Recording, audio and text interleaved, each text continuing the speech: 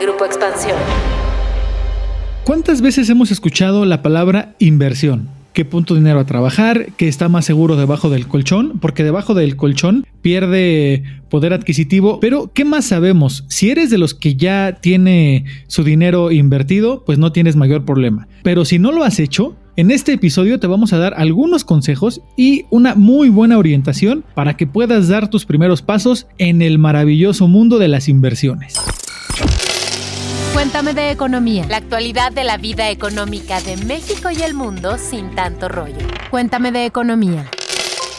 Hola, podescuchas, ¿cómo les va? Espero se encuentren muy bien. Me da mucho gusto darles la bienvenida a un episodio más de su podcast favorito. El día de hoy vamos a hablar de un tema bastante importante, el cual tiene que ver con el mundo de las inversiones. Y para ello tenemos a un invitado más que de lujo, pero antes de presentarlo, déjenme decirles que el día de hoy me acompaña en este episodio Alejandro Bazán, quien es el editor de la mesa de economía aquí en Grupo Expansión. Alex, ¿cómo estás? ¿Qué dice la buena vida, mano? Hola Pepe, hola podescuchas, ¿cómo están? Espero que la estén pasando muy bien y así como tú dices, Pepe, este tema va a estar muy bueno e implica el dinero, así que pongan atención, pongan la grabadora, tomen nota y pues empecemos, Pepe. ¿A quién tenemos de invitado? Pues el día de hoy tenemos nada más y nada menos que a Benjamín Sousa, quien es estratega de renta fija para Latinoamérica en BlackRock. Así que ustedes dicen si es o no una voz autorizada para hablar de este tema. Benjamín, hola, ¿cómo estás? Hola, ¿qué tal? Gracias por la invitación. Un placer estar aquí con ustedes. Bueno, pues ahí está, amigos. El día de hoy vamos a tener a Benjamín y ¿qué les parece si empezamos?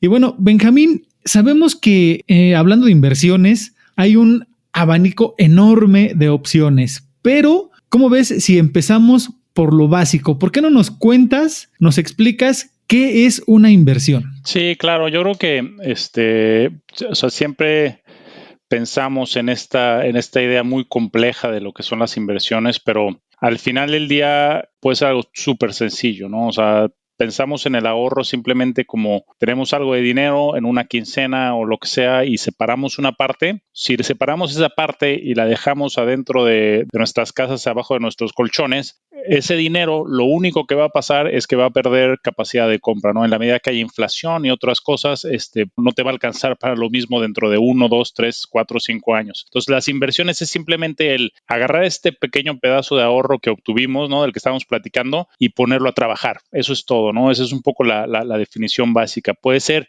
en distintos instrumentos, puede ser en un negocio, puede ser en muchas cosas, pero básicamente la inversión es el dinero que está trabajando para ti. ¿Para qué? Para que justamente no pase lo que le pasó al dinero que está abajo del colchón, ¿no? Que pueda rendir algo, ¿no? Que pueda crecer por encima de la inflación, ¿no? Ese es lo mínimo que podrías esperar de poner tu dinero a trabajar. Justo como lo comentas, Benjamín, un poco desde el punto de vista del ahorrador en este caso. Yo tengo una cierta cantidad de dinero, pero luego tú dices, ¿en dónde invierto? ¿Qué hago? ¿Se lo presto a mi hermano? ¿Voy a un banco? O sea, ¿cómo sería o qué estrategia, qué puntos debo de tomar en cuenta para que mi inversión tenga éxito o no? ¿Y cómo me fijo en eso de los rendimientos? ¿Cuáles son los puntos clave en este caso a evaluar, ya que tengo ahora sí mi dinero en la bolsa listo para poderlo trabajar? Claro, ¿no? Yo creo que esa es un poco la parte más complicada, ¿no? Tratar de pensar en que trabajamos mucho por nuestro dinero, tenemos este dinero finalmente ahorrado, ¿no? Y ahora lo tenemos que poner a trabajar y como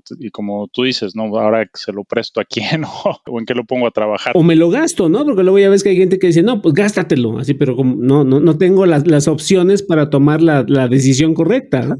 Al final del día, el ahorro, ¿no? Es consumo futuro. O sea, en algún punto te lo vas a consumir, pero lo que quieres es que te alcance un poco para más, ¿no? Esa es un poco la idea de la inversión. Estamos pensando en gastos que van a ser mucho más fuertes. O sea, piensa en la universidad de tus hijos, ¿no? O en el retiro, o en estos, en que quieres comprar tu primer auto, en todos estos, o sea, que vas a tener que ahorrar poco a poco para poder hacer ese consumo más grande, ¿no? Entonces, un poco mientras estás ahorrando para que te ayude a empujar un poco ese carrito del ahorro, es para lo que se ponen las inversiones. Yo creo que hay varios riesgos cuando estás invirtiendo, ¿no? El primer riesgo es si se lo presto al vecino, si me lo va a pagar de regreso o no. ¿no? Pero es lo mismo si se lo prestas al vecino o que si lo prestas a una compañía o si se lo prestas al gobierno de México, ¿no? Claramente hay un nivel de riesgo distinto cuando estás haciendo esa misma operación de, ok, te presto mi dinero y espero que me lo pagues. O sea, claramente hay un espectro de riesgo de que te lo paguen o no de regreso. Cuando estás pensando en todos estos instrumentos financieros, pues va a haber cierto nivel de riesgo que pues, va a ir en línea.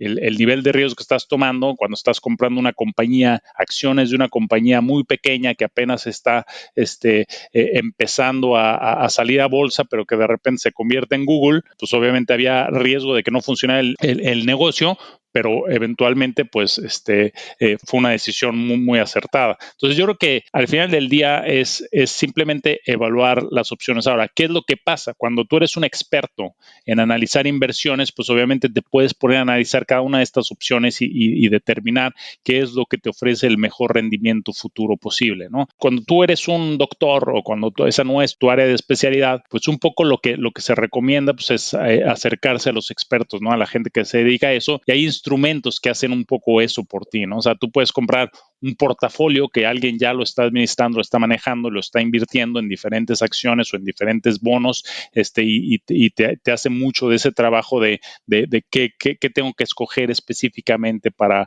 ver cómo obtengo este mayor o menor rendimiento, ¿no? Del que estás hablando. Oye, Benjamín, ahorita tocaste unos puntos muy importantes. El riesgo, una buena asesoría en caso de que no seas un experto.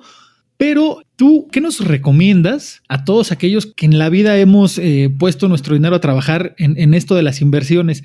¿En qué productos podemos poner nuestros ojos para realizar nuestros primeros movimientos en este gran mundo de las inversiones y que nuestro dinero pues pueda darnos algunos rendimientos y así irnos familiarizando para después ir de lo más pequeño a lo más grande para poder invertir después con mayor sabiduría? ¿En dónde podemos comenzar a invertir? Sí, mira, yo creo que hay un mito de que no todas las personas pueden invertir, de que las inversiones solamente son para la gente que es millonaria, y en realidad las inversiones son accesibles para cualquier persona y hay varias formas de comenzar, ¿no? O sea, pero lo primero que tienes que hacer es justamente ese dinero que está parado en una cuenta de cheques que no genera absolutamente nada o que está abajo del colchón, ¿no? Donde no está generando absolutamente nada, lo podamos poner a trabajar, ¿no? O sea, lo primero que yo haría sería acercarme a mi banquero, a mi asesor de inversión, y te van a presentar una serie de opciones en base al perfil de riesgo de cada persona. O sea, al final del día, lo que estamos platicando es que, pues, obviamente, cuando estás invirtiendo en un certificado del Tesoro de México, pues el riesgo que estás tomando es que el gobierno de México tenga o no capacidad de pagarte de regreso. Pues obviamente ese riesgo que estás tomando es muy pequeño y pues va a tener un rendimiento proporcional. Cuando estás prestándole a una compañía pequeña, pues obviamente el riesgo es distinto, pero en línea con eso va a ir algo de rendimiento adicional. Entonces, lo primero que yo haría sería eso, ¿no? Acercarme con un experto y tratar de ver cuáles son las opciones que tengo a la mano, ¿no? Ya lo más simple, ¿no? Yo creo que ha habido una evolución de los productos de inversión, ¿no? En México tenemos en la Bolsa Mexicana de Valores, no solamente puedes comprar acciones de compañías, de las compañías que conocemos del mundo cotidiano, ¿no? El Bimbo y el América Móvil, etcétera, pero también puedes comprar portafolios, como yo mencionaba, armados, ¿no? Se llaman ETFs, Exchange Traded Funds, y básicamente lo que te van a dar va a ser acceso a diferentes partes de este mundo de las inversiones financieras, ¿no? Puedes comprar desde acciones de compañías mexicanas, acciones de compañías americanas o globales, bonos de gobierno mexicano, bonos de corporaciones, de estas mismas corporaciones que están en el índice de precios y cotizaciones, incluso renta fija internacional, ¿no? Donde estás teniendo acceso a los tesoros americanos, a la parte de grado de inversión, ¿no? Que son estas compañías que no te preocupa si te pueden pagar o no te pueden pagar de regreso, a la parte de mercados emergentes. O sea, hay todo un perfil de cosas que puedes hacer a través de estos instrumentos que son los ETFs, los famosos ETFs, y los puedes accesar muy fácil a través de la Bolsa Mexicana de Valores. Ok, Benjamín. Y ahorita que dijiste renta fija y bonos del gobierno, ¿Qué tan confiable o qué tan recomendable es comenzar a invertir, por ejemplo, en la página de CETE Directo? ¿Lo recomiendas? Sí, yo creo que, o sea, al final del día pensemos en esta idea, ¿no? De que vamos a tener instrumentos que tienen menos riesgo y vamos a tener instrumentos que tienen más riesgo. En lo que leemos en los libros va a haber este rendimiento que va a ser cada vez un poco mayor, ¿no? En la medida en la que estás tomando riesgo, ¿no? Ese rendimiento mayor es la compensación por el riesgo que estás tomando. Entonces, el CETE es el instrumento más seguro que hay en México, ¿no? O sea, ¿por qué? Pues porque México, al final del día, es el que emite los pesos con los que te tienen que pagar de regreso. Entonces, es la tasa, llamémosle, libre de riesgo, con el menor riesgo posible, y básicamente la puedes comprar en el mercado abierto, o si eres una persona física, la puedes comprar a través de una cuenta de CETES directo, o la puedes incluso comprar a través de un ETF que trae CETES allá adentro. O la puedes comprar a través de un fondo mutuo que ofrezca tu institución financiera, que invierte típicamente en CETES. Entonces hay varias maneras. Un poco la diferencia entre una y otra es que tengas una cuenta de inversión o no. Lo que CETES directo te permite es que lo puedes comprar básicamente ligándolo a tu cuenta de cheques. Ni siquiera es una cuenta de inversión, porque la cuenta de inversión, todo el mecanismo de CETES directo es justamente crearte una cuenta de inversión como para ayudarle a la población a dar ese primer paso, ¿no? Entonces, que es importante, ¿no? Que le pierdan el miedo a las inversiones, porque te están ayudando, ¿no? Te están ayudando a que tu dinero crezca. Bien, pues ahí está, escuchas, parte de la clave es perderle el miedo a esto de las inversiones. Y antes de continuar, ¿qué les parece si hacemos un paréntesis?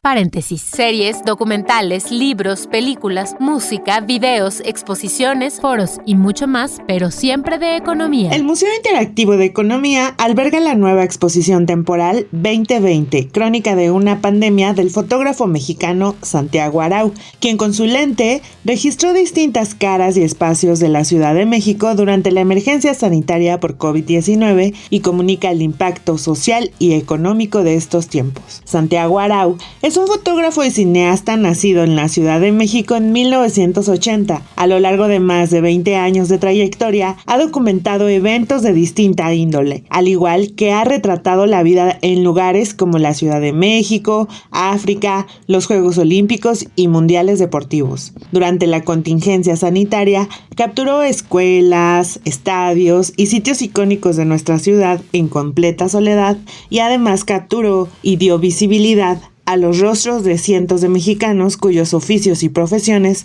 no se han podido detener ni un solo segundo. La exposición temporal estará en el Museo Interactivo de Economía hasta marzo del próximo año. Recuerden que el MIDE abre de martes a sábado de 11 de la mañana a 7 de la noche y los domingos de 11 de la mañana a 6 de la tarde. El cierre de taquillas de martes a sábado es a las 6:30 p.m. y los domingos a las 5:30 de la tarde. Pueden comprar sus boletos anticipándose a través de la página www.mide.org.mx, y el boleto de la entrada incluye la visita al museo y a la exposición temporal. Muchísimas gracias a Jimens por este super paréntesis que nos acaba de decir. Y bueno, escuchas, les recordamos que estamos platicando con Benjamín Sousa, estratega de renta fija para América Latina de BlackRock. Benjamín, un poco lo que decía Pepe, pero quizá yo soy un poco más aventado, me gusta un poco más el riesgo, y nosotros en el mundo, ahora sí, en el mundo de las noticias, se habla mucho del dólar, del tipo de cambio, del euro, de la libra. ¿Tú nos puedes explicar cómo funcionan estos productos de inversión que son coberturas cambiarias? ¿Cuáles son sus principales características y en qué momento a mí sí me convendría invertir en ellas? Sí, mira, yo creo que estamos hablando de justamente esta idea de que el dólar o que el euro se va a mover dada lo que está pasando en los Estados Unidos o en Europa, o incluso lo que está pasando en México, ¿no? O sea, puede estar pasando algo en México que se esté debilitando o fortaleciendo el peso contra estas monedas, ¿no? Entonces, ese es un riesgo, o sea, el riesgo cambiario es un riesgo sin duda, porque al final del día, pues si nosotros tenemos 100 pesos esos 100 pesos pueden valer más o menos dólares o más o menos euros, ¿no? Ese es el primer tema, ¿no?, que me gustaría tocar. El segundo tema es que, pues, en realidad, cuando nosotros pensamos y de nuevo, escuchando las noticias, como tú decías, y estamos oyendo que las empresas de tecnología, por ejemplo, en los Estados Unidos les está yendo muy bien porque, pues, con la pandemia ahora todo lo hacemos por alguna forma virtual, pensamos en que, bueno, ese parece que es una buena inversión, ¿no? Me gustaría tener una inversión, ¿no?, en ese sector, ¿no? O puede ser algo, la deuda internacional, ¿no? La deuda de high yield le ha ido muy bien en el año y me puede interesar esa inversión. Pero cuando lo compro, ¿no?, y lo compro en dólares porque, pues, es su moneda de origen, pues el resultado que yo obtenga puede ser distinto al que esperaba. ¿Por qué? Pues porque el retorno en dólares puede ser positivo, como yo esperaba, pero el tipo cambiario te afectó, ¿no? Y neteó ese resultado y acabaste tablas, ¿no? Entonces, un poco lo que los productos de cobertura cambiaria te ayudan es justamente a separar estas dos cosas, ¿no? De nuevo, al ejemplo, ¿no? Las compañías americanas han pagado 12% este año. No me preocupa si el tipo de cambio se fue para arriba o para abajo. En este producto, pues debería de pagar algo similar al 12%, ¿no? Entonces, es esta cobertura cambiaria, que se oye como un término medio complejo y medio que nos espanta, pero en realidad lo que hace es que justamente te permite aislar es uno de los riesgos principales, que es el riesgo cambiario. Entonces, como funciona es muy simple. Lo que hacemos, o lo que hace el instrumento, que tú lo compras y esto ya está armado, alguien profesional se encarga de hacer todo esto que te voy a describir, pero básicamente lo que haces es que, y voy a irme a un ejemplo muy sencillo, vas y compras tesoros americanos de corto plazo, ¿no? Algo que es súper seguro, ¿no? O sea, hablando de activo libre de riesgo en México, que es el CETE, en Estados Unidos el equivalente de ese activo libre de riesgo es el T-bill, ¿no? O sea, es una obligación del gobierno americano de muy corto plazo, ¿no? Entonces, básicamente, o sea, va a tener muy poca volatilidad, ¿no? Va a tener un rendimiento muy bajo, pero va a tener muy poca volatilidad. Entonces, es un activo relativamente seguro. Entonces, o sea, compro eso y al mismo tiempo que estoy comprando eso desde México, ¿no? Porque estamos hablando para los inversionistas mexicanos, vendo dólares. Entonces, compro dólares a través de un activo denominado en dólares y vendo dólares a través de un instrumento derivado, que es un forward, con lo que me quedo, que es la parte interesante de estos instrumentos cambiarios, de cobertura cambiaria, es que yo voy a tener el rendimiento del activo subyacente, puede ser en este caso el T-bill que estoy describiendo, o podrían ser acciones americanas, o podría ser bonos de mercados emergentes, o bonos de corporaciones de grado de inversión. Puede ser hay una serie de productos que te dan eso, y en la compensación que yo estoy recibiendo por vender dólares a través del forward y juntarlos, ¿no? Básicamente es el diferencial de tasas de interés que existe entre México y los Estados Unidos. Entonces, en este caso, lo que está pasando es que México está subiendo tasas de interés, tiene una tasa de interés más alta que los Estados Unidos, y ese diferencial de interés, de tasas de interés, es más o menos 5%. Entonces, lo que yo estoy recibiendo como inversionista, o sea, olvídate de todo este proceso ahí medio complejo que te acabo de describir, pero lo que yo estoy recibiendo como inversionista es lo que me pague el activo subyacente, pueden ser bonos o pueden ser acciones, más ese diferencial de tasas de interés, ¿no? Dada la estructura que acabo de describir. Entonces, es algo interesante porque, pues, en realidad conviertes un activo que te paga 50.50%, ¿no? Como los tesoros americanos. Cuando le agregas el 5%, te paga 5.5%, y pues esa es una tasa comparable a las cosas que tú puedes conseguir aquí en México, pero el riesgo que tú estás tomando es riesgo del tesoro americano. O sea, es un riesgo muy, muy seguro, ¿no? Y estás recibiendo a través de esta estructura una compensación similar a los instrumentos de renta fija que tú conseguirías en México. Oye, Benjamín, ¿y cuántos productos de cobertura cambiaria ofrecen y cuál sería la diferencia entre estos? ¿Nos puedes explicar, por favor? Tenemos una serie de instrumentos que tenemos disponibles para los inversionistas mexicanos, y básicamente tenemos instrumentos de renta variable que van a ser instrumentos de acciones en Estados Unidos, en Japón, en Europa, a nivel global, traídos a pesos, ¿no? Ese concepto que platicamos hace un momento. Y luego en la parte de renta fija tenemos 12 instrumentos distintos que ofrecen un rango de exposiciones que van desde inversiones muy, muy seguras como tesoros americanos o tesoros de los bonos de Europa, traídas a pesos, hasta cosas mucho más riesgosas como mercados emergentes o el famoso mundo de los bonos de alto rendimiento, que obviamente pues, son compañías que tienen más riesgo de que no puedan cumplir con sus obligaciones, pero por lo tanto pues, te compensan con un rendimiento mucho, mucho más alto, ¿no? Entonces, lo que estas 16 opciones que te dan hoy en día, te dan diferentes monedas traídas a pesos, te dan los dólares, te dan los euros, te dan las libras esterlinas traídas a pesos y te dan como distintos perfiles de riesgo que los inversionistas mexicanos pueden tener acceso. Benjamín, tú como experto en materia de finanzas, en el sector financiero, si tuvieras la oportunidad de darle 2 consejos a los chavos, a la gente que apenas está tratando de invertir o que trae todavía esa intención, ese deseo de hacerlo, ¿cuáles son esos 2 consejos que tú consideras clave que deben de tomar en cuenta para tratar de tener éxito, la mayoría de las veces, obviamente, en sus inversiones? ¿Qué le dices a nuestros podescuchas que quieren animarse o que están contemplando hacerlo en un corto plazo? Sí, Alex, yo creo que hay varios temas que yo podría resaltar. Uno de los que ya platicamos es que pues, le pierdas el miedo a esta idea de las inversiones. Es importante, ¿no? O sea, al final del día, lo que queremos es simplemente que nuestro dinero, por el que hemos trabajado muy duro, nos rinda un poco más. Lo debemos de ver así de simple. Y 2, yo creo que siempre que pensamos en inversiones, pensamos en esta idea de alguien que está en el piso de operaciones de la bolsa, comprando y vendiendo acciones todo el día. Pues en realidad las inversiones son mucho más tranquilas y son mucho más de largo plazo que la imagen que nos han vendido en la televisión, viendo a todo el mundo gritando ahí en el pit de la bolsa de valores de Nueva York. En realidad, o sea, pensemos en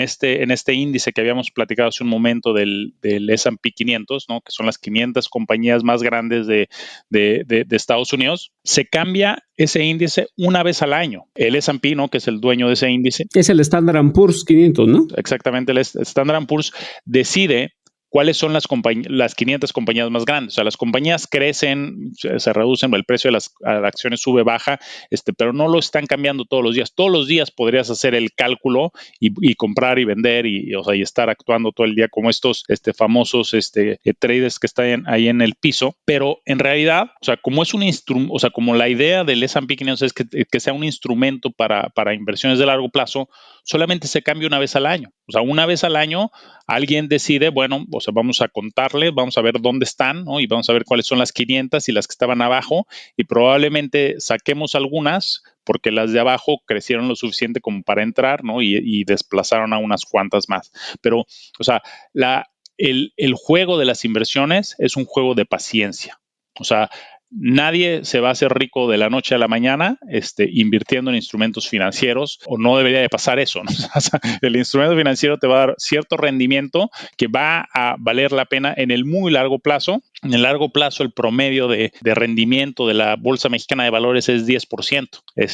Sí, va a haber un año en el que sea más, va a haber un año en el que sea menos, pero en el largo plazo ese 10% va a ser relativamente estable. Pasa lo mismo con el S&P 500, que es más o menos 8%. Entonces, vas a encontrar estas estabilidades, ¿no? En el que un año a lo mejor te fue un poco mejor, un año te fue un poco peor, y en el promedio más o menos vas a quedar ahí, y es un juego de paciencia. ¿Por qué? Pues porque en realidad, si yo tengo un peso y lo crezco un peso a 10%, un año es 1.10 y dices, bueno, no es tanto, pero si yo me espero, o sea, y pensando en el retiro sobre todo, si yo me voy a esperar 45 años para retirarme y ese dinero se va a seguir reinvirtiendo al 10%, lo voy a mucho más que cuadruplicar, ¿no? Entonces, ahí es cuando realmente entendemos el poder de esta inversión y lo que puedo hacer en el largo plazo, ¿no? Entonces, no es un juego en el que te hagas rico de la noche a la mañana, es un juego de simplemente tomar decisiones de largo plazo, y básicamente va a haber años en los que a lo mejor te fue bien, a lo mejor te fue un poco mal, a lo mejor, o sea, se van a ir compensando en el tiempo, pero en el largo plazo siempre, o sea, va a haber muy pocas cosas que le ganen a una inversión financiera en largo plazo. Oye, Benjamín, esto se está poniendo bastante interesante. Desafortunadamente el tiempo se nos está acabando. ¿En dónde puede la gente ponerse en contacto con ustedes en caso de que quieran saber más de esto de las inversiones y de poner a trabajar el dinero? Sí, mira, yo creo que la forma más sencilla es a través de nuestra página en México, ¿no? Que es blackrock.com/MX. Ahí hay muchísima información, ahí hay videos educativos, ahí puedes ver un poco toda la serie de productos que tenemos disponibles en México.